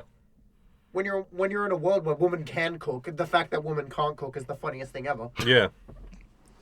God, I hate woman can't cook as a concept. Yeah. Maybe fall off Spy X Family. You want to watch something where women can cook? Watch Food Wars. Oh, can woman cook good? All the women can cook. Holy dumb. Holy crap. It's mid as hell. I wouldn't recommend it. Oh, Yeah. It's nah. This is alright. Woman can't cook. But yeah, on the weird, there's so many like weird episodes Yeah. in the entire runtime. Because you got 39 episodes. And it's like, I'd say there's a good like 10 weirdo side episodes. I wouldn't call them filler because I've seen a lot of people call like not plot important episodes filler, and I'm like, I fucking hate that. Yeah. Because I'm like, no, these are just fun episodes that they wanted to do because they're on a weekly schedule. Yeah. So I was doing some research last night, and I saw a YouTube video that called the Black Rose arc the best filler arc of all time. It's not a filler arc. Filler. What do you mean filler? I wanted to kill this person. The reason it's called filler is because they're filling in for time for the manga to release more chapters. Yes, I know. Yeah. It's not This not is- plot related shit. It doesn't mean it's not filler. This is why I hate that we're in the era where filler never actually happens anymore. Yeah, but people still talk about it. Like, even the My Hero movies, they're technically not filler anymore. Because Yeah. they're canon. Like, I always find it really funny because this does come up a lot. Boruto has both is 90% filler and also 0% filler. Yeah, because Boruto anime is a separate canon, right? Yeah, It's so different that it's just its own thing. dude, I watched the first episode of it after getting up to date with the manga, and I'm like, there is half the people in this opening I do not know. They don't exist in the manga. So they're just doing their own thing, and then eventually are like, let's do this bit that's in the manga, and then they do their own thing again. Yeah, It's like how people are talking about Daima right now. yeah, Because it's up in the air whether Daima is canon. yeah. Hmm. Yeah, but I mean, Dragon Ball, it's like, who gives a fuck about canon? Like, my thing is with Daima is like, oh yeah, why didn't Goku use Super Saiyan 4 against Beerus? He forgot. Yeah. Why can't Goku forget? He forgets everything. He forgets his son's birthday. He's a silly little man. Yeah, he didn't know Gotenks was a thing until like years later. He's like, "What the fuck are you?" To be fair, he was dead. Yeah, but it's Dragon Ball death. Yeah. My man is like, I'm not going while I'm dead. My wife and son are just going to have to deal with that, along with the child I do not know about. Oh, there's a world tournament going on. Let me apply for some fucking leave. I want to be in that shit right now. That's when I'm going to catch up with my wife and child. When I can enter this fucking tournament. He's on the grind. Man's a bad father. Anyway, Anyway. back to Utena. Yeah, like you got those 10 weird episodes on the side where it's just like all something silly's happening. Yeah. And I like those silly episodes when they're not about Nanami. Actually, no, I do really like one of the Nanami episodes. Which one? It's the one where they're studying together. I was thinking that. It's like the... Oh, like the first one? Yeah. Yeah. Because I was like, oh, I like the bit. The bit's really funny. Also, like, I feel like that kind of still, like, is still setting things up, so it like, doesn't really read as, like, oh, he's just, like, a funny, you know, quote-unquote Schiller episode. Yeah, because it's like, oh, we're learning about their characters. Yeah. Anthony's a weirdo. Yeah. She loves her animals. Yeah, like, Nanami and the egg, that's, like, that doesn't go anywhere, that doesn't do anything. It was, like, in the 30s, too. Yeah. Things were heating up. Yeah. Why do I need to watch Nanami care for an egg? Why do I need to see Nanami turn into a cow? That too. I think maybe someone on the team had a TF fetish. Yeah, probably. Yeah, the only thing saving me from that episode is, like, some child has gotten that fetish from watching this episode. Yeah. Utena fun fact. Did you know that Toga's voice actor is the same as Dio? Ah. Yeah? No, I didn't know that. That's funny. It's a fun fact. Because I was going to bring up kind of briefly, of like when they're chilling on the car with their shirts off. It's like how Dio and Poochie did that. Yeah? Yeah. When they're chilling on the bed with their shirts off. It's like when Dio and Poochie did that. Yeah. Yeah. Very similar characters, kind of. Even though they were around the same time. I think part 6 was late 90s. Or was it early 2000s? No, part 5 was late 90s. Part 6 Part was early... 5 was late 90s, so yeah, part 6 I think was early 2000s. I Yeah. can see Araki being influenced. He saw something gay and he's like, ooh, I like that. Yeah. And like, I mean, also, Dio is Dio. Dio was Dio. Dio was like, gay. Yeah. Very. Very. Mm. He's a gay hater. Just like me. Yeah. Sure. I'm not as cool as Dio. No. Aww. How You aren't as much of a hater either. Oh. Damn. Yeah, real. There are so many bigger haters than you. I mean, yeah. Yeah. Yeah. Yeah. Yeah. Yeah. Yeah. Yeah. Yeah. Anyway. Anyway. Utena good. Yeah. Yeah. I mean, if I'm just going to say yeah, I can have a look at my notes. Yeah, if you want to look at your notes, I can cut it out. It's just the issue with my notes is that it was like I was using them to try and like keep myself more engaged during end of the first segment, start of the Black Rose. But then stuff started hitting the fan, and then I didn't need notes anymore.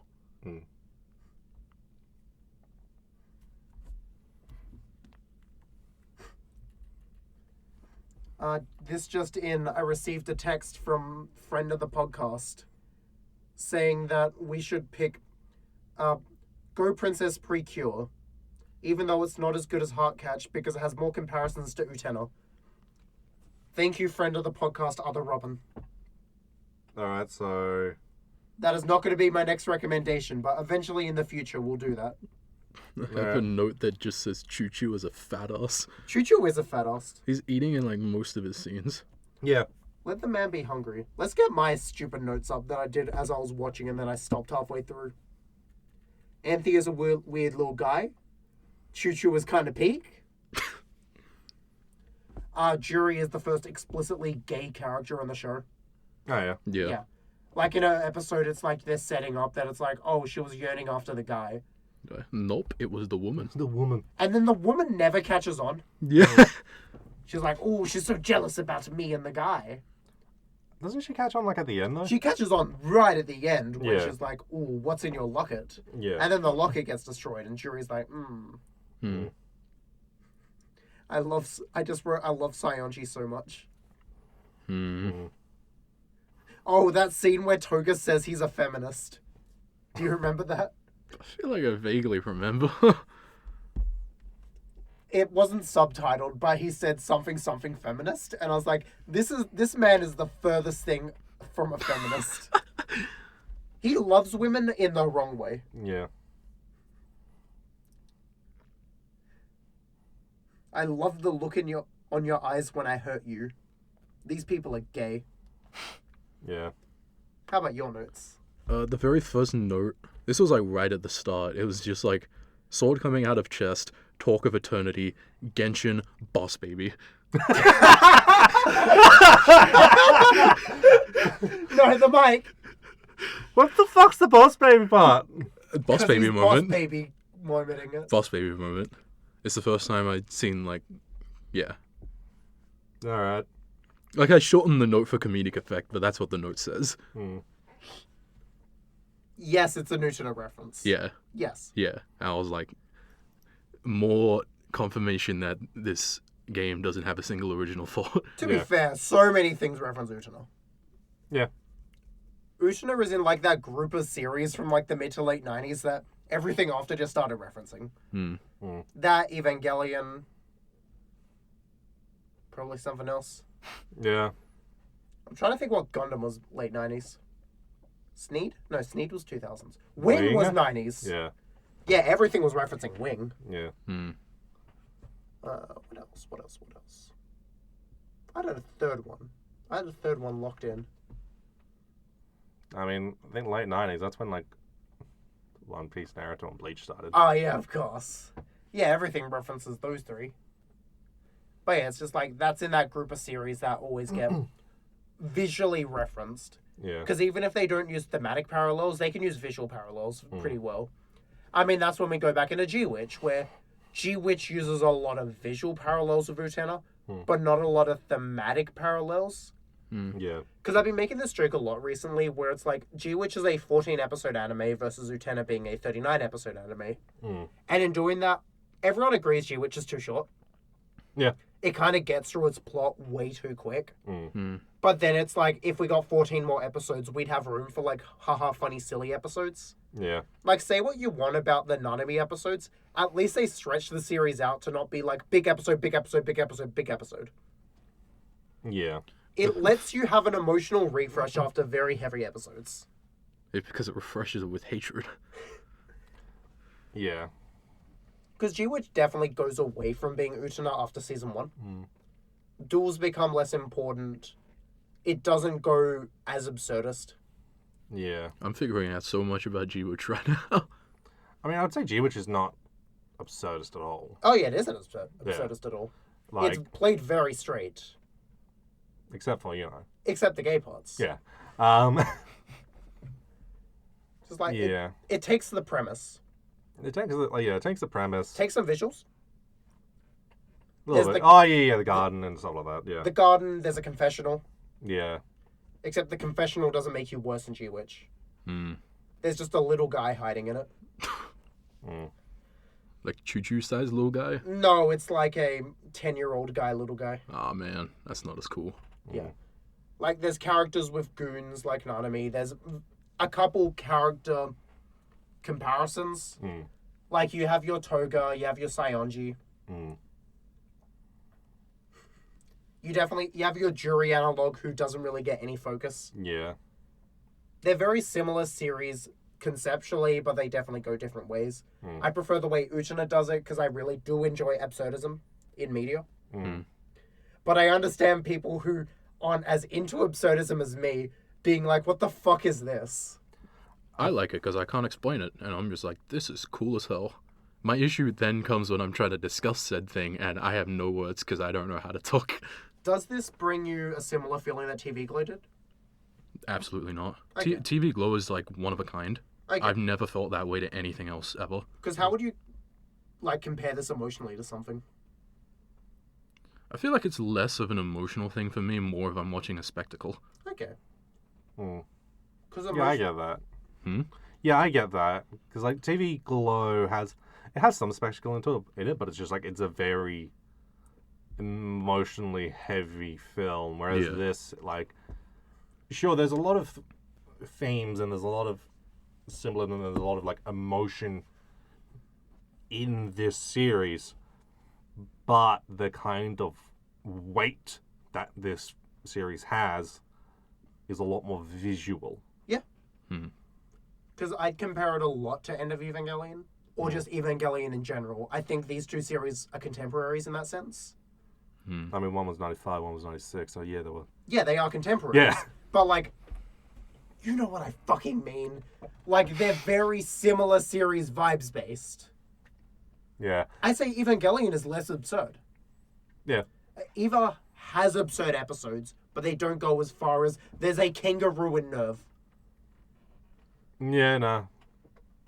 It's There's just clones, but no kangaroo. there's no kangaroos in Nerve. Like, thinking back on Ava, I genuinely don't think I can remember much of it except for like the very end of the movie. Yeah, End of Ava's a pretty good movie. Yeah, because that was a spectacle. And End of Ava and the Utena movie are very similar vibes wise. Like, I have similar feelings watching the two, except near the end the feelings split, because in Ava I feel like shit, in Utena I feel good. Because like, well, watching Ava, I'm like, watching Utena, I'm like, Oh, yes, these visual jokes! yeah, Hayden! Yeah. These visual jokes, they work so well on mic. yeah, I know. I was like, yeah, this isn't gonna work. I don't care. Liz, add soy face. Yeah, please. Liz, do more work. Liz, do work now.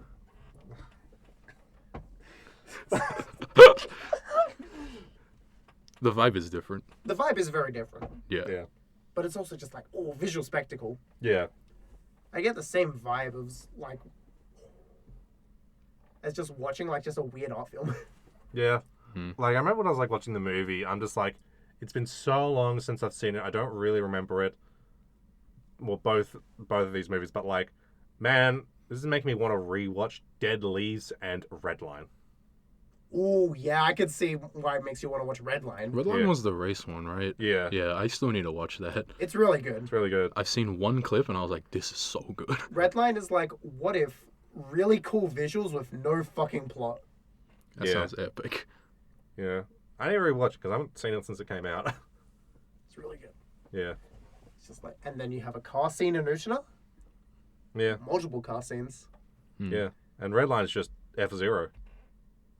I don't think I've consumed any F-Zero. Nintendo doesn't want you to consume any F-Zero. Yeah. I just haven't tried to. Yeah, but Nintendo doesn't want you to. Yeah, they only consume F-Zero through Captain Falcon in Super Smash Bros. Yeah.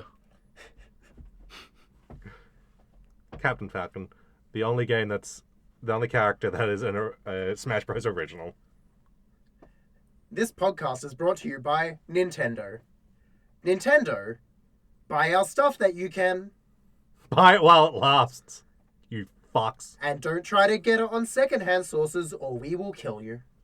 Nintendo, give me a Switch 2, please. Nintendo, we will kill your past. Next bit.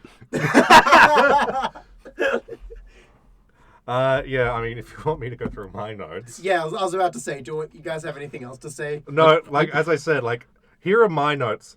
I just want to bring up quickly with like an extension of the absurdist thing of like the last I think it was the last fight with Akio where they were fighting in the arena and then the arena started breaking down and then you realize they're in the observatory Yeah. and it's Yeah. like the illusion is fading. Yeah. It was like that was sick. Yeah, it's like there's the reality showing itself. Yeah. Yeah. No, like, I was not lying when I said, like, this is all my notes are. This is all about Akio. We hate the bitches he fucks because they confuse themselves with real women. And as I said, it's not just me. I'm what the culture's feeling. Man's a sick man with sick thoughts. I think motherfuckers like him should die. Akio's got a weird case. Why is he around? Certified playboys, certified pedophiles. End of the world acting like a bitch, trying to strike a chord. But he's not going to hit A minor. His homeboys need subpoenas. These predators move in flocks with names that got to be registered and placed on Neighborhood Watch. I told you, it was just fucking Kendrick lyrics. Just as notes for me to worm those in when I could.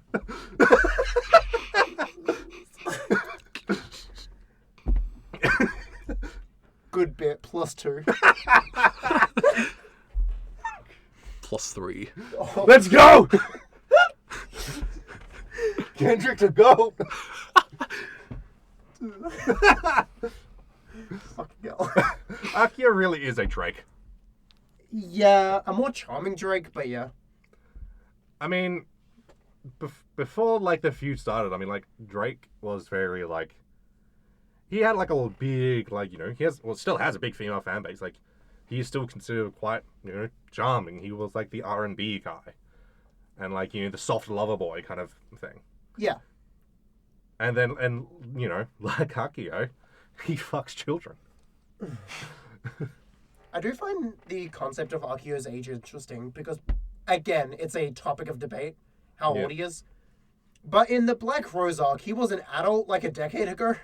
Yeah. I feel like he's in 30s. Yeah, he's like, as I said, he had to be an adult a decade ago, so he'd be in his 30s probably. Yeah. Or if we take the story literally, he's thousands of years old. But I don't really want to take the story literally. Where is that bit from? Well, I mean, when we see the backstory of Akio and Anthe, It's like in medieval times. Oh, yeah. it's in medieval times, but they have a fax machine.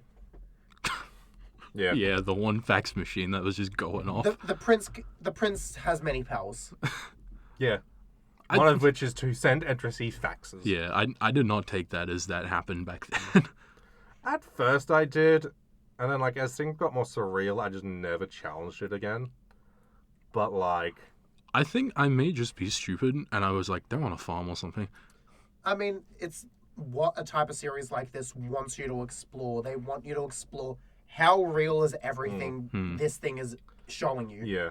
That's why when you bring up the bit of the dueling arena fading away into the observatory, that's them giving you a hint of thinking about that. The observatory also shaped like a birdcage. Yeah. Yeah. The only thing I'm going to kind of say to, like, with it kind of doing, like, oh, you know, you need to question some of the things of, like, what is real and what isn't. Like, I feel like one of the things that kind of hinders it a little bit is the fact that, like, it occupies the same space as, like, Magical Girl stuff, right? Yeah. Like, people kind of go, oh, yeah, you know, it occupies the same space as, like, Sailor Moon. Sailor Moon has fantastical elements, and you're not supposed to, from what I've read, you're not supposed to question that. That's just part of the setting. So, like, to me, it's like, well, considering its contemporaries and its genre, you're not presenting me with something that is unrealistic for the genre. So and it's only like a lot later that you're kind of like training me to go, oh, hey, maybe some of this stuff is not real. Like, some of this stuff is not, you know, exactly what it is. And so it's like, I'm like, oh, like, you know what? Like, I'll give it credit for, like, oh, yeah, that makes a rewatch better. But, like, I'm kind of like, you're only training us to do that at the end. Yeah. After you've kind of accepted it because, oh, hey, that's part of the course. Yeah, I agree. Yeah. But also, it's definitely a series that wants you to rewatch it. I'm not going to. No, I don't know if I will either. I will. And I'll be like, oh my god, it's that moment. Yeah. If I do rewatch it, I'm skipping certain segments. Which ones? Is it the Oh, gee, Nanami I ones? wonder. I'm definitely skipping the Nanami Cow episode, and I'm almost certainly going to skip the Nanami Egg episode too. I like Nanami. She's fun. The coolest part of the Nanami Egg episode was when she thought that Saionji cooked it. And she was crying. And I was like, yes! And Saionji's just posted up in his like little apron. He's holding his little thing, trying to fry this egg in the middle of nowhere. I'm like, you go. I like the bit where Juri is holding a briefcase with a bowling ball in it. That was so I stupid. thought that was really funny. I feel like that is a specific reference to something. Oh yeah, it feels like it. But then also I'm just like, this is kind of funny. She thinks a bowling ball is an egg. Yeah. She's so funny. Yeah. Crying. Seething.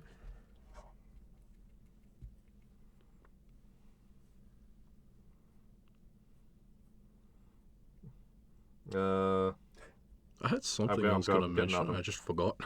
Oh yeah, fair enough. I mean, series good. I like series a lot.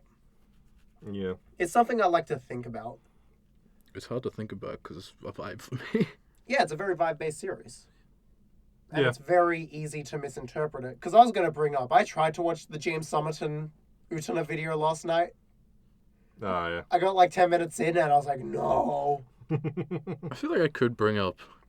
Before I started, you were saying something about what you thought my interpretation would be, and I got like halfway or like an amount in, and I'm like, what's there to interpret? Because like, it didn't feel like much, but like, What's the series about? What's the concept of the Rose Bride mean? yeah, How much is literal? Yeah. Stuff like that. yeah, but we've been talking about that, so yeah. Because it's like, what is the Rose Bride? The Rose Bride is an object. Mm. And then it's like, And, you know, women are objects. how does this represent the fact that Anthe is visually distinct to the rest of the cast? Mm.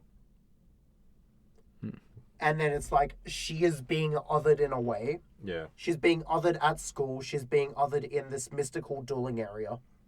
What does that mean? And then we meet Akio, who's also visually distinct to everyone else. Mm. What does that mean? Stuff like that. Yeah. Yeah. There is a lot to think about if you want to think. There's a lot to think about.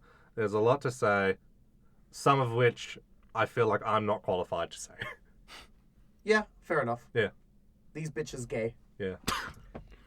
As I said before, like, look, I'm not a lesbian, despite what you might think. As I said before, you know, bi, man, white as hell.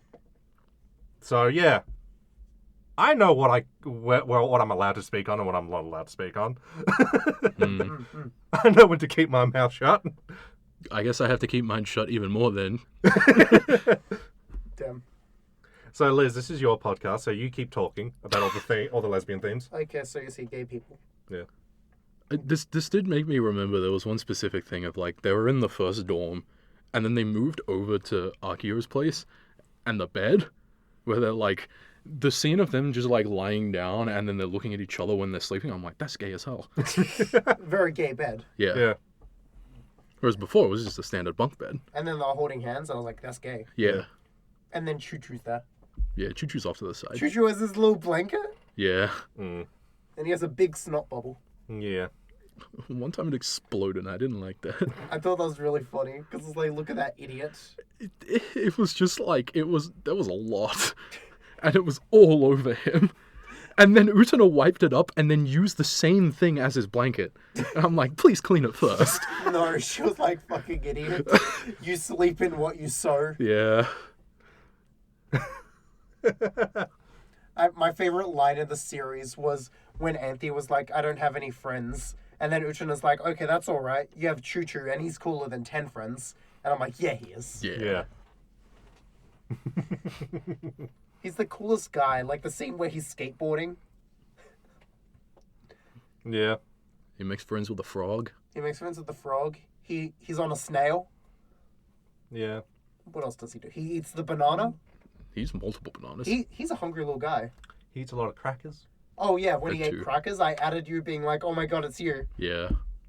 Because you're a cracker. I'll let him eat me. You eat crackers. No, I meant like you like eating crackers. Oh, I thought you meant it as in I am the cracker. No, you're the Choo Choo. That's fair. I'd rather be the choo-choo than the cracker. Hayden, quite famously, is the cracker. Anyway. Anything else we want to bring up? I can bring up the like the whole sequence of them like going into the back area, going up the stairway or the elevator into the dueling arena Oh, when with the that music? song. Oh boy, that was sick. It was in every episode, and I was like, this is peak. Yeah. And then it changes every arc? It changes every arc. Mm. My least favorite one was the Black Rose bit though. Yeah, same. Yeah. I like the animation, but the song was... It changes a little bit, but it's like for me it's just between first one and last one because the last one is very different. Yeah. Because it turns into the elevator and Anthe goes up with them and the song sounds more complete. Yeah. Yeah. And then they pulled the sword out, and it's sick. Not to be like a boss baby again, but I was thinking of the Tartarus themes changing as you go up the tower. I'd say Persona 3 had Utena influence. I wouldn't be surprised. Definitely. Yeah. fun fact, the only thing of Utena that I had seen prior to watching it was someone like posted like the scene of like, you know, them going in the elevator up to do the battle, just like that, you know, sequence there. And watching that, I'm like, yeah, I need to get permission to watch this. And then I asked Liz for permission. I don't think. And then I never watched it. I don't think I'd ever seen Utena stuff before watching it. Until you met me. Well, even after I met you, I didn't watch it. Oh. You told me to, and I just didn't. Yeah. I think it was like immediately after you told me to watch it, you told me to watch Get Over Armageddon, and I Yeah. also didn't watch that. Yeah. That's what this podcast is for, to get people to watch stuff we've been begging them to watch. Yeah. I'm so excited for you two to read Gantz. I've told you I've read bits of Gantz. Yeah, but you haven't gotten to the bad parts. Sure. You haven't gotten to the mass shooting arc, Huh? where a guy goes blackface so he Yeah. can hide his identity. Yeah, and I know about that arc. Everyone knows about that. That's like one of the few arcs of Gantz that people just like know in general. I guess that was Gantz then. I'm assuming I've seen it. Yeah, you've probably seen it because people bring it up as like, yeah, this is bad, and it is bad. Yeah. Anyway, you guys have anything? Or are we ooching it out? I feel like there's more I want to say, but it's just like because Utena is just such a Emotional? experience that it's just like I'm like, no, like I feel it in my chest. But I'm struggling to like feel it in my head, if that makes sense. No, I Yeah, get that that. I makes get that. sense. I'm like, oh, I like hear there are certain scenes I'm like, oh, this is like, you know, visually very interesting. Oh, there's a lot going on here. And then if you were to ask me what, I'm like, Yeah, I agree. I get it, but like I can't verbalize it. No, Yeah. I feel very similar. Yeah, and that I've was watched my entire experience watching Yeah. it. I've watched it multiple times and I still can't like verbalize it a lot. It's like I'm like it's like being asked to like speak in a second language, and you're like, I know the words, but I don't know what words to convey to you the things that I mean. No, I agree. Hmm. Like, it's a visual masterpiece. Yeah. An very emotional experience. Yeah. But sometimes you can't convey the emotions you feel. Yeah, exactly. And like you know what I really look forward to? What? Spending the rest of like our time together as friends talking the maddest shit about Utena ever. You'll be like, damn, that episode when Nanami becomes a cow. I'm gonna be talking so much shit. I'm gonna be the biggest fucking hater. Which Utena? The bad one. Oh, no. Aw. He doesn't get it. He doesn't get it. No, I don't get it. He doesn't get it. He doesn't know which Utena. What do you mean, which Utena? He will. Yeah, he will once we get to that episode. Yeah. You're gonna make me watch another Utena? Yeah, another Utena. We I- threatened this episode a lot. No. I know there's another one, Yeah, and I'm assuming you're talking about that other one. yeah. Yeah. I know nothing about it, just like I knew nothing about normal Utena. So yeah. I actually barely know anything about gushing. Yeah. But yeah, so hey, here's a thing just for you at home. There's going to be another Utena episode, and that is a threat. But it has to be after another series. What do you mean? I mean, thematically, other Utena is very similar to another series, so I'd want to cover that other series first. Yeah. Maybe. Well, like, look, we can hash out the details later, but look, here's the thing. You have been warned. It is coming. This is a threat. This is a threat. This is a promise. Good night. I feel. So, what do we think of Chainsaw Man this week as another Utena-inspired thing? Inspired good. by Utena? Probably. Probably. I don't know. Devilman, yeah. This was Utena, so I much don't know. easier when it was just Devilman inspired. I can see it being Utena-inspired, actually. There's a lot of, like, the sexual abuse of minors, Sure. which feels very similar to Utena. Makima feels like a very similar character to Akio. Yeah. Fair. There, yeah. Yeah, I'll pay that. Yeah. But it's like, Chainsaw Man good this week. Yeah, they've been good this week. I like Yeah. that Fujimoto was looking at the audience and he's like, this is the point. Yeah. Hey, Yeah. idiots. This is the point. Stop misinterpreting my manga. Yeah. But yeah, Chainsaw Man good this week. Severance good this week. I haven't watched Severance yet. Shush. It's really good. I'm watching it tomorrow. I haven't seen it. You should. I'm probably not. Yeah. Just flat out. Add it to the docket. If you want to force me to watch it, sure, but I'm probably not watching it regardless. Well, not regardless, but I'm not watching it unless someone forces me to. Probably. That, sure, I guess. That's your line in the sand. I mean, it's like, I don't mind watching it. It's just, there are other things to do. But you got Potemkin to lab. Well, you got one much thing. more than that. Well, you've got one thing to do in the next month. What are we going to cover? I'm going to pull up the real name just because I can't fully remember it. I'm just double checking. Look at this guy. He doesn't remember his name. I was going to pull it up. I just didn't know when to pull it up. Hayden, whip it out. My Steam is loading so slowly because we're covering a game. Ooh, we're covering a game? We're A covering game? a game. Audience, get ready to cover a game. We're going to be sponsored by Nintendo again. It's going to be awesome. This one. Okay. That's what I thought it was. Valhalla Cyberpunk Bartender Action. I'm very excited to cover this because I've been Yeah. meaning to play it. Yeah, same. It's a good ass game. I enjoyed it a lot. Yeah. That's going to be interesting to see us talk about a whole last game. Yeah. Or you can play the whole last game. I'll play the whole last game. Yeah, we'll play the whole I can game. finally get that lost achievement from that dumb bullet hell. I'm going to have to cut down on Monster Hunter time, though. Yeah. Oh, real and true. Yeah. Yeah, Monster Hunter. Today, the episode Monster Hunter just came out. Yesterday. Yeah. Yeah. We're recording late today because of Monster Hunter. Sorry. Mine wasn't because of Monster Hunter. Yeah. I'm gonna have to buy Valhalla because I don't realize I don't own it. You got it for my birthday. Rip. I thought you did have it. I thought I did. Damn. Should be like 30 something. Whoopsie. Yeah, I can Actually- figure that out later. Actually, is it on console? I don't think so. Oh, like it might be on Switch. Yeah, because if it's on Switch, I may get it on Switch. I didn't. Yeah, no, it's on Switch. It is? Okay. Because I want a good game to play in bed. Mm.